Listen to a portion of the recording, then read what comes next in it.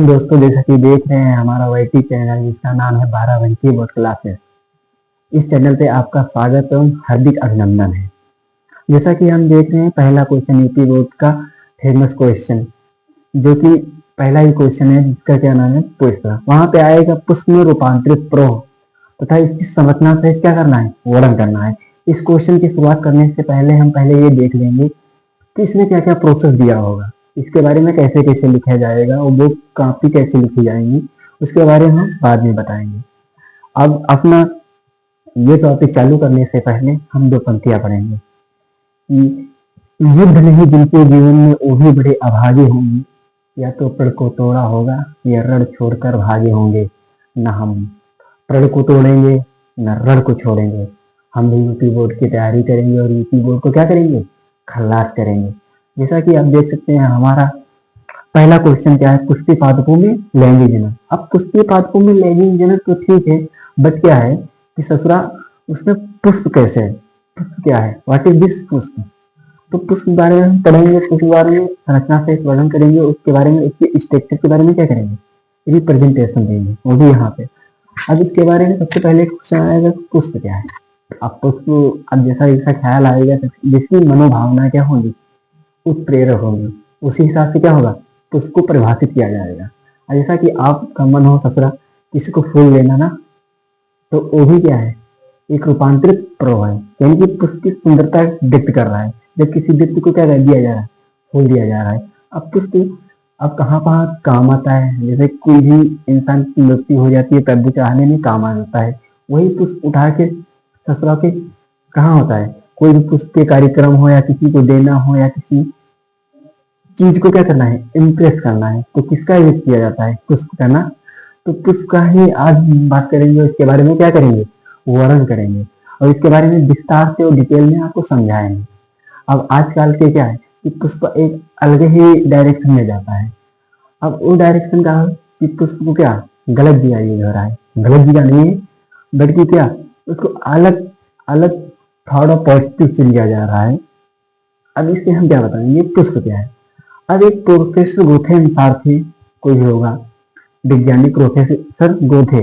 अब इनके अनुसार इन्होंने सोचा पुष्प कैसा है, जब इनसे पूछा गया तो अपनी बुक में ये लिखे तो पुष्प कैसा है, तो इसमें इन्होंने बताया कि पुष्प क्या है, एक रूपांतरित परोह है। क्या है, पुष्प एक रूपांतरित परोह है। अब इसमें थोड़ा कहा हुई कि इसमें क्या हो कि इसके कितने भाग, 4 भाग होंगे। इन्होंने क्या बताया कि पुष्प एक रूपांतरित परोह है, इसके कितने भाग होंगे, इसके ससुरा के कितने भाग होंगे, 4 भाग होंगे। अब 4 भाग में कौन क्या होंगे, अब 4 भाग में होगा है ससुरा, इसमें सबसे प्रथम भाग होगा जो देखे होंगे ना, पुष्प में हरा हरा कलर, एकदम ग्रीन कलर की पत्तियों में क्या घेरे रहता है।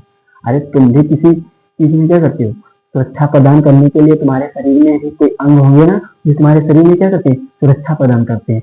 यही प्रोसेस किसमें चलता है, इसी पुष्प में भी चलता है। ऐसा प्रोसेस किसमें चलेगा, अब पुष्प में चलेगा। अब पुष्प में कैसे चलेगा, सबसे जो बाहरी वाली परत होगी वो ससुरा कैसी होगी, एकदम ग्रीन कलर की।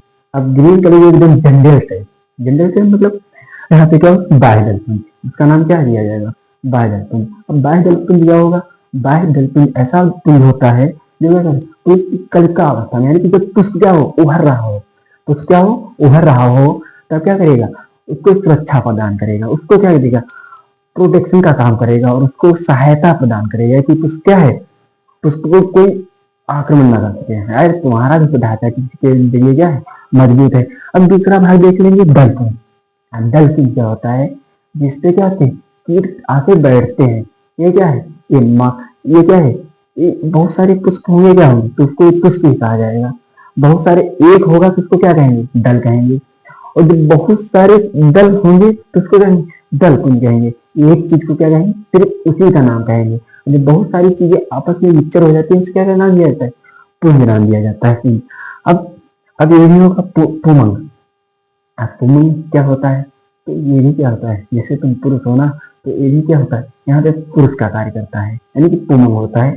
ये क्या होगा, ये क्या करेगा यहाँ पे, पुरुष का कार्य, ये पुरुष का कार्य और ये स्त्री का कार्य।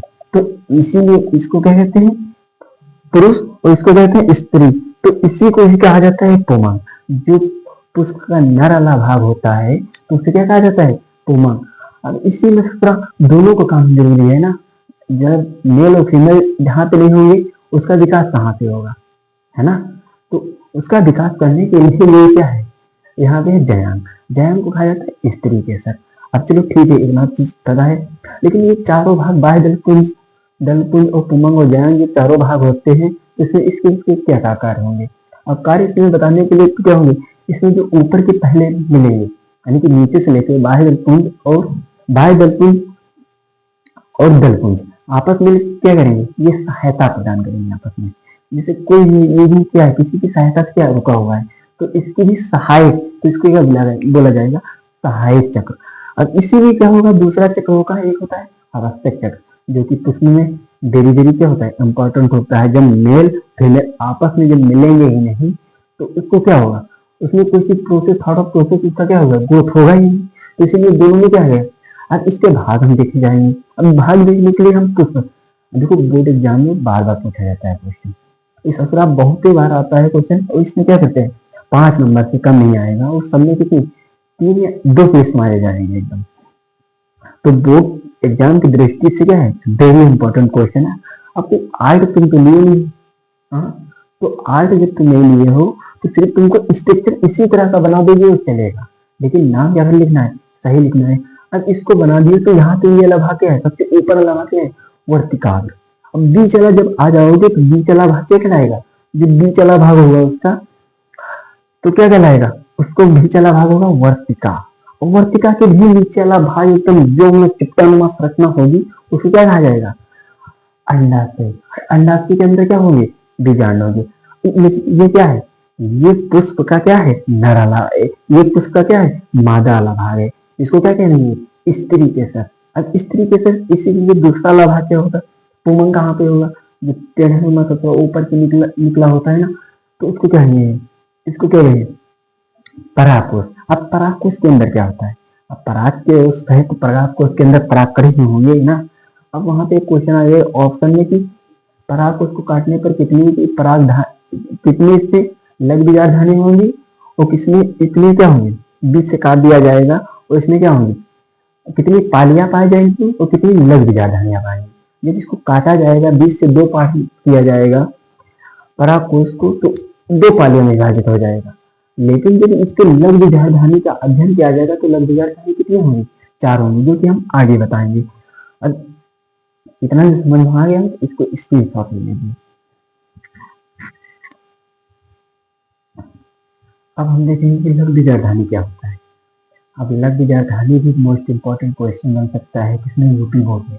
अब लग बीजार धानी के बारे में नहीं जानेंगे क्या होता है, लग बीजार धानी कैसे कैसे क्या होता है, उपयोग किया जाता है किसमें, पुष्प में, और पुष्प में कहाँ पे पाया जाता है, ये किसका भाग है लग बीजार धानी, ये वही जो पराग को उसको काटा जाता है वही क्या है, उसी का भाग होता है। जब काटा जाता है तो पालियां कितनी भाग होती हैं, पालियों की 2 भाग होती हैं, और उसमें परत कितनी पाई जाती है, 4, यानी कि जिसको क्या बोला जाता है, लग बीजार धानी।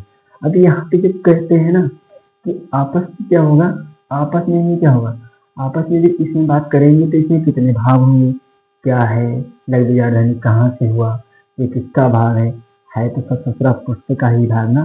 तो इसमें सबसे पहले आएगा, पहले चित्र बना के आएगा, उसके चित्र को, फिगर को ड्राइव कर देना है अच्छे से, और सिर्फ उसमें नाम अच्छे से लिख देना है, और क्या क्या उसमें नाम है वही अच्छा लगना है। अब वहां पे बताया थे पुष्प के कितने भाग, इसमें लग बीजार धानी की कितनी परतें पाई जाती हैं, 4। कौन कौन सी, पहला होता है बाह्य त्वचा, अंतस्त्वचा, बाह्य त्वचा, अंतस्त्वचा और मध्य परत और टेपिटम। अब इनके कार्य क्या होते हैं। अब बाह्य त्वचा क्या करता है, बाह्य त्वचा वही है कि इसके सबसे बाह्य यानी कि बाहर वाली क्या है, परत। अंतस्त्वचा यानी कि उसके थोड़ा अंदर वाली क्या, परत। अब मिडल लेयर यानी कि सबसे बीच वाली, सबसे भीतरी की ओर जो लेयर पाई जाती है क्या कहते हैं, मध्य परत। अब उसके बाद में क्या होगा, सबसे लास्ट में परत कौन सी पाई जाती है, टेपिटम। अब इसके कार्य क्या होते हैं, देखो बाह्य त्वचा क्या करता है, लग बीजार धानी को क्या करता है, बाहरी आवरण से क्या करता है, सुरक्षा प्रदान करता है। क्या करता है, सुरक्षा प्रदान करता है। और उसमें इसका दूसरा वाला भाग, इसके ठीक नीचे पाया कौन सा भाग पाया जाता है, अंतस्त्वचा। अंतस्त्वचा क्या होता है, ये ठीक बाह्य त्वचा के नीचे वाले, यानी कि यह बाह्य त्वचा के नीचे वाली परत में पाया जाता है। बाह्य त्वचा के नीचे वाली परत जो होती है उसे क्या कहते हैं, अंतः त्वचा। अब इसके नीचे क्या होती है, इसके नीचे होती है कौन सी, मध्य परत। यह परत अंतः त्वचा की क्या पाई जाती है, नीचे पाई जाती है। यानी कि ये परत जिसे कोई भी, इसके कितने भाग हैं, इसके 4 भाग होंगे, और इसके जो बाहर वाला आवरण है ये इससे घिरा हुआ है ना, इससे घिरा है, ये इससे घिरा हुआ है। इससे मार्कर का जो बाहरी आवरण है, ये सब जितना यहाँ पे लिखा हुआ है ये सब इससे हो रहा है, ये सुरक्षा प्रदान कर रहा है। तो इसी तरह बालक बीजाधानी को क्या करता है, बाह्य त्वचा सुरक्षा प्रदान करता है, और अंतः त्वचा उसकी अंदर, उसकी अंतर बाह्य त्वचा की अंदर वाली पर क्या होती है, अंतः त्वचा, उसके नीचे वाली मध्य परत, और उसके नीचे वाली होगी टेपिटम। अब वहां पे आता है टेपिटम। तो टेपिटम के वहां पे क्या पूछा जाएगा कि टेपिटम क्या है, ये क्या करता है। देखो टेपिटम क्या करता है, ये पोषक के रूप में कार्य करता है। किसमें, सबसे पहले क्या होती है, सबसे भीतरी वाली परत होती है। कौन सी होती है, सबसे भीतरी वाली परत होती है, इसको क्या कहते हैं, टेपिटम। इसके कार्य क्या होते हैं, ये राजधानी की क्या है, सबसे अंदर वाली परत है, और इसे क्या कहते हैं, पोषक के रूप में इसका इस्तेमाल किया जाता है। और यहाँ तक आप स्क्रीनशॉट इसको ले सकते हैं। ठीक है, थैंक यू।